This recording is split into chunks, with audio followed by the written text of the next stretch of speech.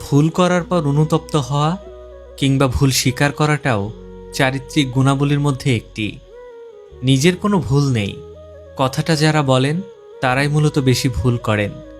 মানুষে জন্ম নিলে ভুল আপনাকে করতেই হবে, আর সেই ভুল থেকে শিক্ষা নিয়ে সম্পর্ক, কর্ম এবং ব্যবহার সুন্দর করতে হয়। যারা ভুল করার পরেও তা স্বীকার করতে চায় না, অনুতপ্ত হয় না, আর তাতে তাদের মনে প্রশান্তি কাজ করলেও তাদের সংস্পর্শের মানুষগুলোর জীবন হয়ে ওঠে দুর্বিষহ।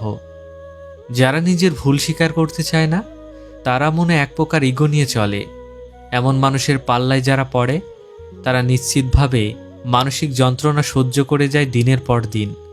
জানেন তো, ভুল করার পর সেই ভুল স্বীকার করলে অযথা তর্কের সৃষ্টি হয় না। এতে ছোট হওয়া নয়, বরং সম্পর্ককে আরও সুন্দর করে তোলে। একটা মানুষ যত বড় অপরাধী করুক, সে যখন তা স্বীকার করে ক্ষমা চায় কিংবা নিজেকে সংশোধন করতে চায়, তবে যে কেউ ক্ষমা করে দিতে বাধ্য। একটু নত স্বীকার না হলে পৃথিবীর কোনো সম্পর্কই টিকিয়ে রাখা যায় না।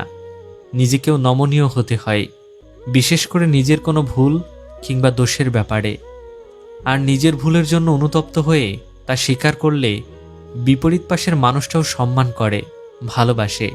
একটু নত হলেই আমরা আমাদের বিপরীত পাশের মানুষটাকেও কিন্তু ভালো রাখতে পারি। অযথা নিজের ভুলে, নিজের ইগো কিংবা দাম্ভিকতায় তিলে তিলে একটা মানুষ এবং সম্পর্ককে শেষ করে দেওয়ার কোনো মানেই হয় না।